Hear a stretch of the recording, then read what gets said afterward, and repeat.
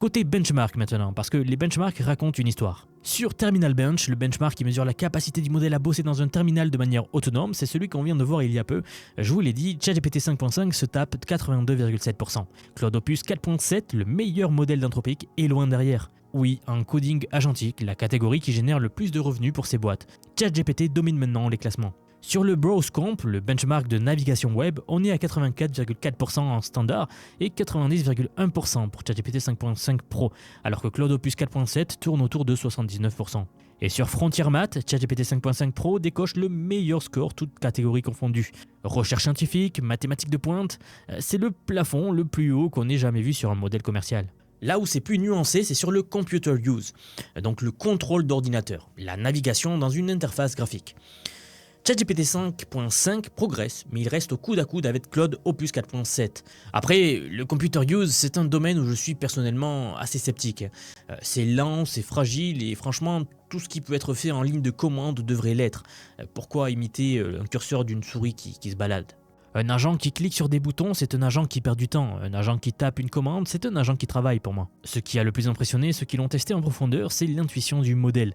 Ce n'est pas un mot que j'utilise à la légère. Des développeurs lui ont décrit des problèmes sur des sites de production sans lui donner accès aux logs, sans accès à la base de données, sans accès aux erreurs. Juste le symptôme, décrit en quelques phrases, il a trouvé la cause, il a compris comment l'application devait se comporter en production, et il en a donc déduit ce qui clochait. Claude Opus, dans les mêmes conditions, n'y est pas arrivé. ChatGPT 5.5 voit au-delà du code, il comprend le système dans son ensemble. Et ça, concrètement, ça a des implications directes pour les entreprises. La Bank of New York a testé ChatGPT 5.5 en avant-première, et leur directrice informatique a dit un truc qui m'a marqué. Elle parle d'une résistance aux hallucinations qui change la donne pour une institution aussi régulée qu'une banque. Ils ont plus de 220 cas d'usage d'IA en production en ce moment. Et puis, quand une banque de cette taille vous dit qu'un modèle est fiable, c'est un vrai signal de marché. Oui, car ce n'est pas anodin que ce soit une banque qui serve de validation. Vous savez, les banques, c'est l'environnement le plus hostile qui existe pour l'IA. Entre les réglementations strictes, les audits permanents, la tolérance zéro à l'erreur. Si une IA hallucine avec un chiffre dans un rapport financier, c'est pas juste embarrassant, c'est potentiellement un délit. Et là, on ne parle pas de n'importe quelle banque non plus, on parle de Mellon, donc l'une des plus anciennes institutions financières des États-Unis. OpenAI affirme aussi que ChatGPT 5.5 est meilleur pour créer des documents, des tableurs, des présentations. Les testeurs ont généré des documents de 60 pages, qui étaient tous cohérents et bien structurés, sans que la qualité se dégrade en fin de document. Le travail de connaissance, le vrai, celui qui représente la majorité de ce que font les cols blancs dans une journée, ce modèle commence à le faire de manière autonome. D'ailleurs, en interne chez OpenAI, plus de 85% de la boîte utilise Codex chaque semaine. Leur équipe communication a utilisé ChatGPT 5.5 et Codex pour analyser 6 mois de données de demandes de conférences, construire un système de scoring et déployer un agent Slack automatisé qui traite les demandes à faible risque tout seul. Un agent qui fait le boulot d'un assistant, construit par l'IA en quelques heures. On en est vraiment là. Alors maintenant, il faut parler du pricing, donc du prix, parce que c'est là que les décisions se prennent vraiment, pour être honnête. ChatGPT 5.5 coûte 5$ par million de tokens en entrée, 30$ en sortie. GPT 5.4 c'était 2,50 et 15. Donc oui, sur le papier c'est le double, mais OpenAI propose aussi du batch pricing et du flex pricing, à moitié prix. Ainsi que du calcul prioritaire, si vous voulez payer plus, ça coûte 2,5 fois plus cher que le tarif standard, mais vous avez plus de puissance de calcul. En pratique, si vous contrôlez votre budget de tokens de raisonnement, si vous utilisez le caching, si vous routez les tâches simples vers ChatGPT 5.4 par exemple, et les tâches complexes vers ce nouveau ChatGPT, le coût effectif n'est pas du tout le double. Il est légèrement supérieur pour des résultats meilleurs a priori. Et pour la grande majorité des cas d'usage, vous n'avez pas besoin du plafond maximum de raisonnement d'ailleurs. Ce que vous voulez, c'est le modèle qui résout votre problème en un seul essai au lieu de 3 ou 4. Point important d'ailleurs, au moment du lancement, le 23 avril, l'API n'était pas encore disponible, mais dès le lendemain, OpenAI a mis à jour son annonce. GPT 5.5 et GPT 5.5 Pro sont maintenant accessibles dans l'API, donc si vous êtes développeur, vous pouvez y aller dès maintenant. Fenêtre de contexte d'1 million de tokens dans l'API et 400 000 dans Codex. Bon, là il faut prendre du recul et regarder ce qui est en train de se passer à l'échelle du marché. On a 3 forces qui convergent en ce moment. OpenAI qui pousse la puissance et l'efficacité par token vers le haut avec ChatGPT 5.5. Anthropic domine le marché entreprise en revenus avec une stratégie pure coding. Et DeepSeek en Chine sort son modèle V4 quelques heures après ChatGPT 5.5. Il est open source avec des performances proches de la frontière à 1/6 du prix. D'ailleurs, je vous prépare une vidéo sur DeepSeek car c'est du lourd pour l'open source.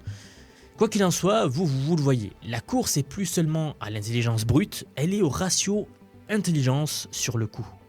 Celui qui produit le plus d'intelligence par euro dépensé, c'est celui qui gagne. Le flywheel, cette boucle auto-améliorante que vous connaissez maintenant, c'est ce qui rend cette course quasiment impossible à rattraper une fois que vous êtes en retard. Vous vendez un modèle de code aux entreprises, elles vont l'utiliser, vous allez récupérer des données de haute qualité sur du code réel en production, avec des bugs réels, des solutions réelles, puis vous allez entraîner le modèle suivant avec ces données-là. Il est meilleur, il se vend plus, vous récupérez encore plus de données. Et le modèle commence à s'améliorer lui-même, exactement comme ChatGPT 5.5 l'a fait avec sa propre infrastructure. Chaque tour de cette boucle prend moins de temps que le précédent. GPT 5.4 est sorti le 5 mars, GPT 5.5 le 23 avril, 49 jours. Ici, encore une fois, ce n'est pas une simple mise à jour mineure, c'est un modèle réentraîné de zéro. La vitesse d'itération est en train de devenir le vrai avantage compétitif dans cette industrie, et non plus la taille seule des modèles, non plus le nombre de paramètres. La capacité à boucler le flywheel plus vite, la roue donc plus vite que les autres, c'est ça le vrai enjeu. Ce que ça veut dire pour vous concrètement, c'est que le coût de l'intelligence artificielle par unité de travail accompli est en train de chuter assez vite et que les outils deviennent utilisables par des gens qui ne sont pas développeurs. Créer des documents de 60 pages, analyser 6 mois de données que vous avez stockées quelque part, débugger un site en pleine production en décrivant le symptôme. Tout ça, c'est du travail de connaissance. C'est votre travail ou celui de quelqu'un que vous connaissez.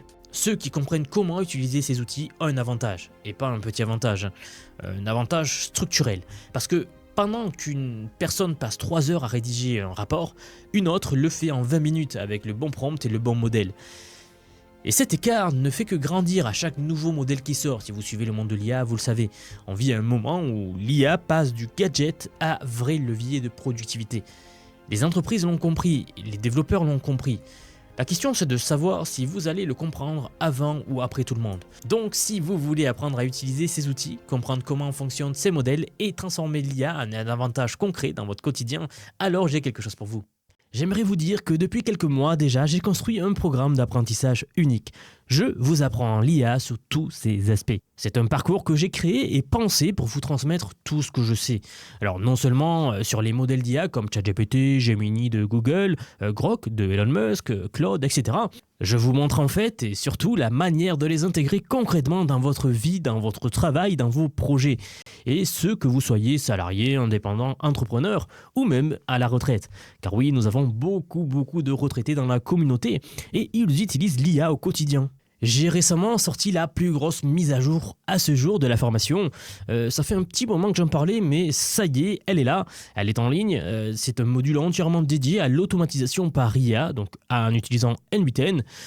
Autrement dit, la création d'agents IA, donc des espèces de salariés virtuels qui vont travailler pour vous et tout faire pour vous. En somme, vous faire gagner des heures et des heures et des heures.